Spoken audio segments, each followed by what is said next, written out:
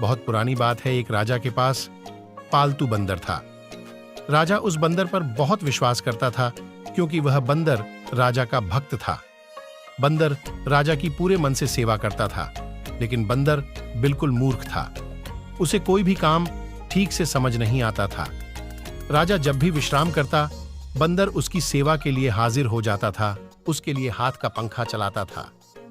एक दिन की बात है, जब राजा सो रहा था और बंदर उसके लिए पंखा चला रहा था, तभी एक मक्खी भिन्न भिनाते हुए राजा के ऊपर आकर बैठ जाती है। बंदर उस मक्खी को पंखे से बार बार भगाने की कोशिश करता है, लेकिन मक्खी उड़कर कभी राजा की छाती पर, कभी सिर पर, तो कभी जांघ पर जाकर बैठ जाती थी। मूर्ख बंदर काफी समय तक ऐसे ही मक्खी को भगाने की कोशिश करता रहा, लेकिन मक्खी वहां से जाने का नाम ही नहीं ले रही थी। यह देखकर बंदर को क्रोध आ जाता है और वह पंखा छोड़कर तलवार निकाल लेता है। जब मक्खी राजा के माथे पर बैठती है, तो बंदर तलवार लेकर राजा की छाती पर चढ़ जाता है। यह देखकर राजा काफी डर जाता है। फिर मक्खी माथे से उड़ जाती है, तो बंदर उसे मारने के लिए हवा में तलवार चलाता है।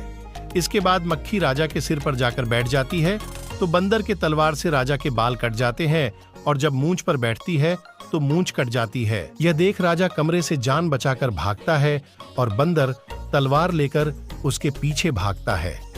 इससे पूरे महल में उथल पुथल मच जाती है।